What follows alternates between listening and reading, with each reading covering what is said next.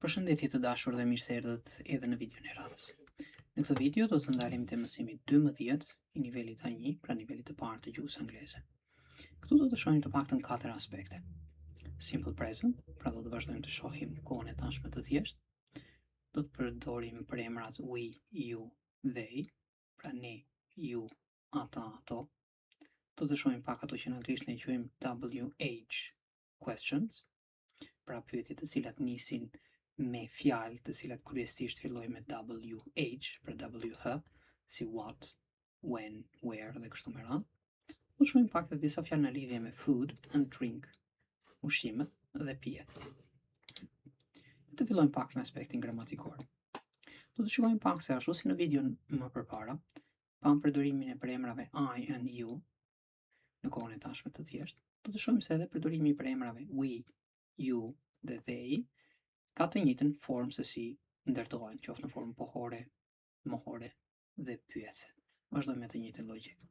Keni parasysh se përdorimi i përemrit you, që në anglisht përdoret edhe në njëjës, ti, edhe në shumës you, kështu që logjikisht aplikohet edhe forma formale you, kur drejtojmë një personi po në formë formale, pra si jeni, ju si jeni, është e njëjtë, nuk ka asnjë lloj ndryshimi. E përdorim edhe një herë për të treguar që e njëjta fjalë mund të përdoret edhe në shumësin.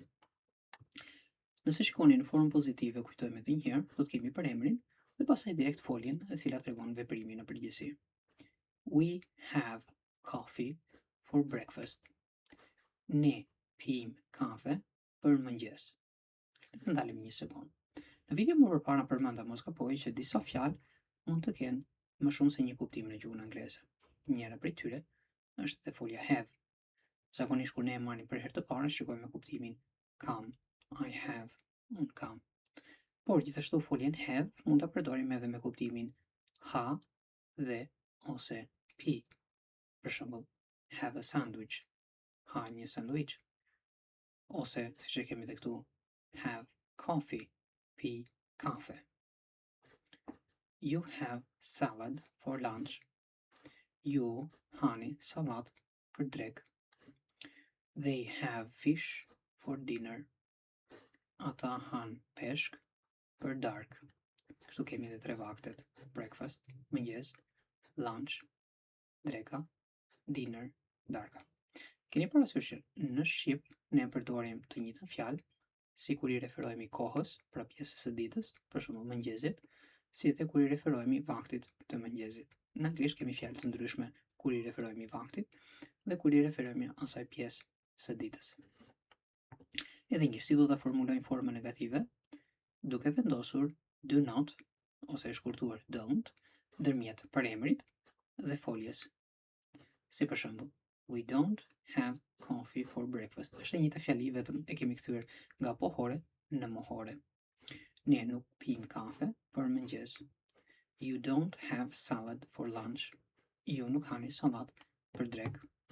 They don't have fish for dinner. Ata nuk han peshk për darkë. Në pyetje, edhe këtu kemi nevojë për ndihmësen, të cilën do ta vendosim në fillim të pyetjes, ose më saktë përpara përemrit. Do you have salad for lunch?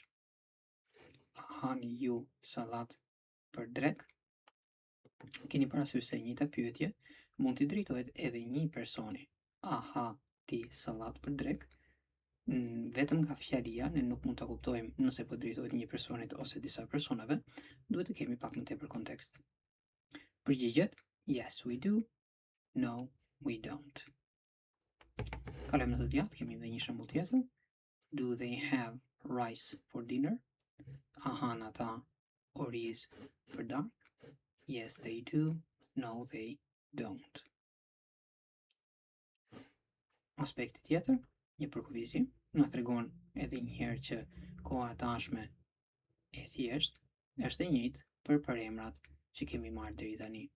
Simple present positive, negative and question are the same for I, you, we and they. Pra nëse shikoni pak të dyja videot tek aspekti i gramatikës, tani edhe video më përpara kësaj, do të shikoni që nuk kemi asnjë lloj ndryshimi nga një përemër te tjetri, të paktën kur flasim për këta 4 përemra.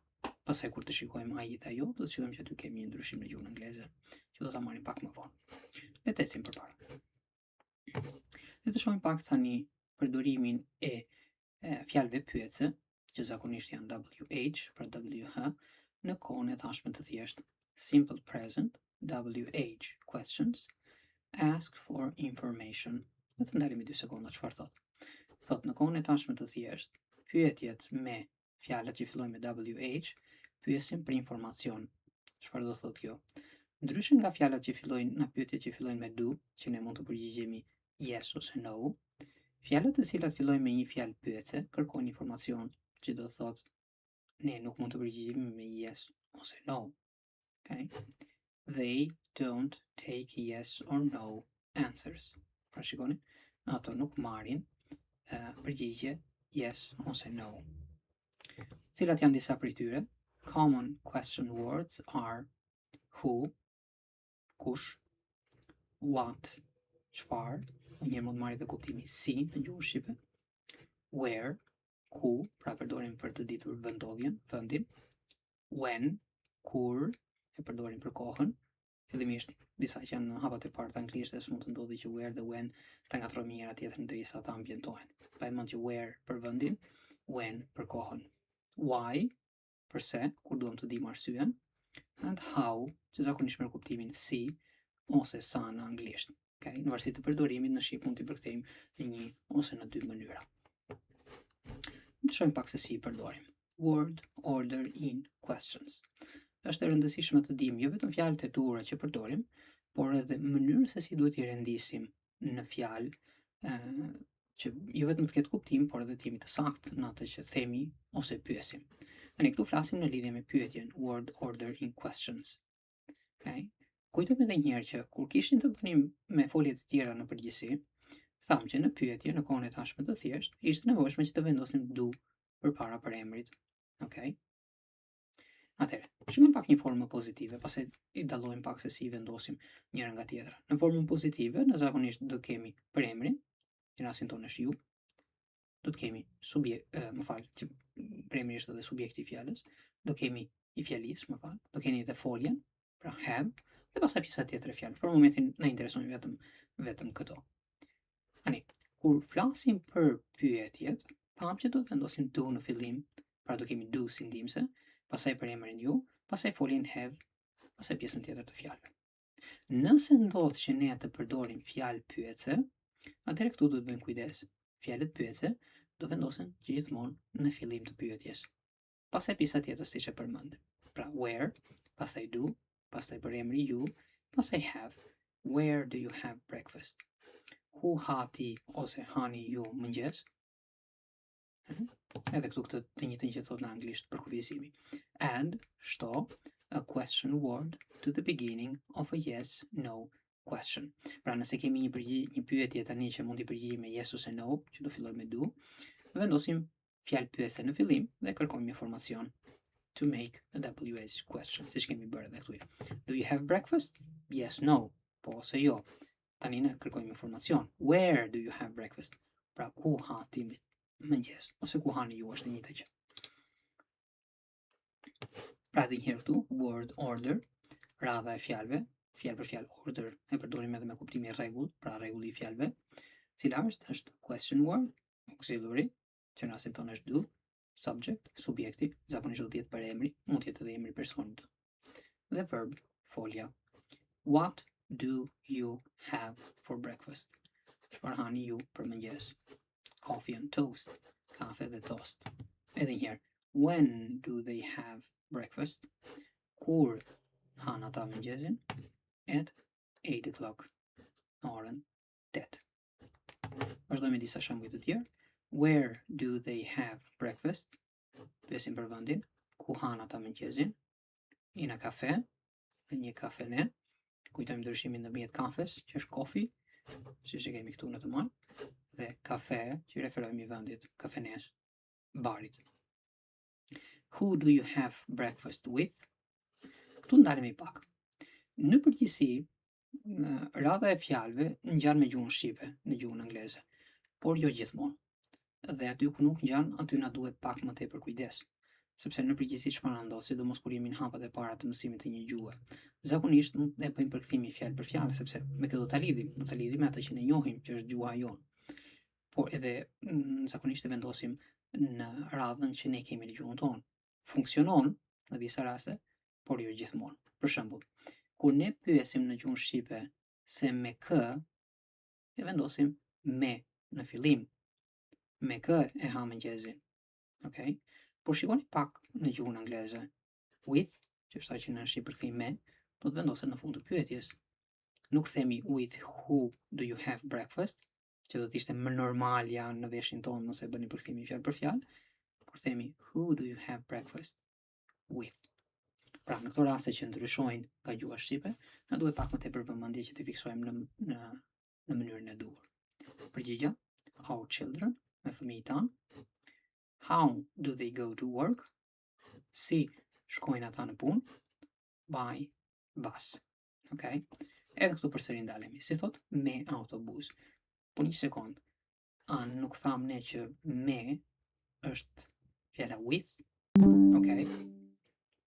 Edhe njërë, jo po do mos fjalët që ne i përkthejmë në shqip, do të përdoren në të njëjtën mënyrë në gjuhën angleze. Pra, ne do na vinte marrë nëse ta përkthejmë fjalë për fjalë, të thoshim me autobus, të thoshim with bus. Por në anglisht është, në këtë rast e përdoret fjala by bus. Pra, by dhe automjetin me të cilët ne lëvizim. Okay? Që ne do ta përkthejmë në shqip me autobus ose një automjet tjetër. Okej, të shikojmë tani disa fjalë në lidhje me ushqimet dhe pijet. Okay, fillojmë me njëshin, cereal. Okay. Tani ne nuk kemi fjalë fikse në shqip për këto, zakonisht përdorim fjalën italiane që u referon cerealet, pra ato që zakonisht jam mëngjes me gjumësht. Fruit, frutat. Rice, orizi. Toast, toast. Salad, shikoni, salad, edhe pse shkruhet me a, e parë do lexohet AE, A-ja e dytë do lexohet A. Nëse shikoni simbolin E me kokë poshtë, këtu, është ajo që në shqip themi A, salad. Hamburger, hamburger. Pasta, makaronat. Potato, patate. Në disa fjalë mund të kemi pak ndryshim në versionin britanik, si në rastin e patateve dhe domateve, do të shikojmë këto pastaj diferenca. Fish, peshk. Meat, mish. Bread, buk. Sandwich, sandwich. Disa të tjerët: pizza, pizza. Vegetable, perime. Disa fjalë të cilat kanë origjinë nga gjuhët e tjerë, si në rastin e pizza, që është një fjalë italiane, zakonisht ruajnë të njëjtin shqiptim siç është edhe në atë gjuhë. Nuk ndodh gjithmonë, por në përgjithësi do të ruajnë shqiptimin në mënyrën se si thuhen nga gjuha ku kanë ardhur. Eggs, vezë, ne ka dhënë shumës këtu, me s. Chocolate, pa kujdes te 14, nuk e di pse një pjesë e mirë e njerëzve e kanë mësuar chocolate. Okay? Nuk është e tillë, është chocolate. Chocolate. Aja do të lexohet si e. Cheese, djath. Butter, gjalp. Milk, qumësht. Water, edhe këtu kemi ndryshim të vogël të britanikët, anglisht britanike dhe anglisht amerikane. Ujë, soda, janë pijet e gazuara, tip Coca-Cola, Pepsi, Evi dhe kështu me radhë. Juice, kemi in, por nuk thuhet, themi direkt juice. Lëng, si lëng frutash. Tea, çaj, dhe coffee, kafe. Të shohim pak në përdorim këto fjalë dhe rregullat të cilat morëm. Do të kemi disa pjesë të shkruara, të cilat kanë të bëjnë kryesisht me ushqimet. Atëherë, shikojmë pak. Disa persona tregojnë për ushqimet që konsumojnë gjatë javës ose fundjavës. Tek pjesa food and drink.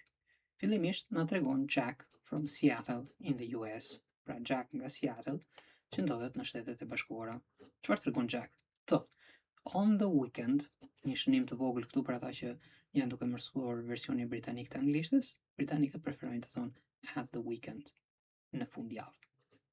On the weekend, pra në fundjavë, my friend and I have a big breakfast at a restaurant.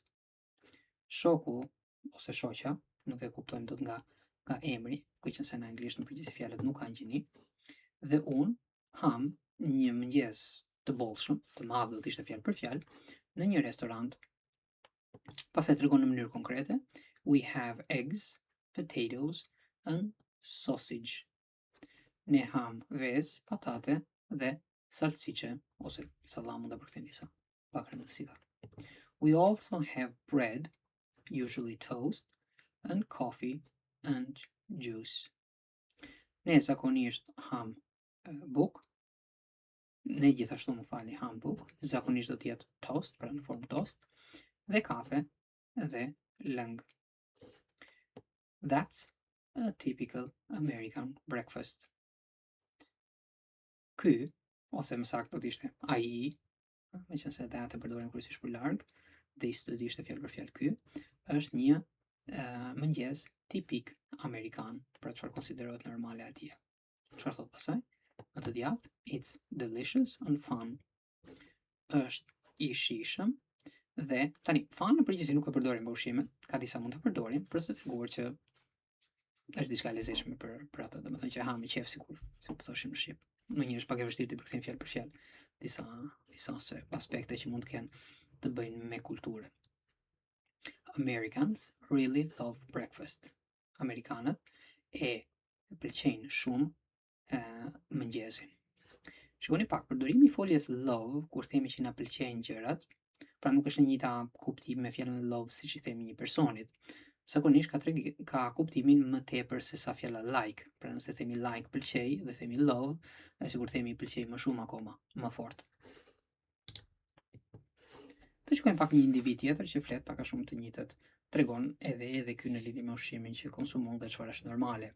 Kemi Minjun from Seoul in Korea, pra nga Seuli në Kore. Çfarë thot? My parents have a traditional Korean breakfast at home. Prindrit e mi han një mëngjes tradicional korean në shtëpi. Konkretisht, they have fish, rice and soup. Ata han peshk, oriz dhe sup. They also drink Korean tea. Ata gjithashtu pin çaj korean. Në të djathtë vazhdon. What do I have for breakfast? Pra bën një pyetje për veten e tij. Çfarë ha unë për mëngjes? I'm very busy. Unë jam shumë i zënë. I eat in a cafe. Unë ha në një kafene. I have coffee and a croissant. Then I run. Atëherë këtu kemi I run to the bus. Okay? Pra, unë ha në një kafene, pi kafe dhe ha një croissant, tham have mund të marrë të dy kuptimet eat and drink, dhe pastaj vrapoj për tek autobusi. Okay. Le të shohim tani disa aspekte të tjera. Food and drink meals. Fjala meal është ajo që ne në shqip e përkthejmë vakt, pra vaktet e ushqimit, mëngjesi, dreka, darka. Ktu e kemi më së, sepse i referohemi në shumës, pra vaktet. Çfarë kemi? Kemi breakfast, mëngjesi, pra in the morning, lunch, dreka, in the afternoon, në mbasdite ose mesditë, varet pasaj mbashtit të kulturës, dinner, darka, in the evening, pra në mbrëmje. Një pyetje, what do we eat for breakfast? Çfarë ham ne për mëngjes? I have cereal and coffee.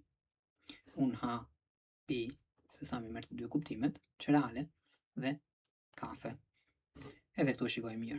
Përdorimi i foljes have, përveç kuptimit kam, mund të marrë edhe kuptimin eat and or drink.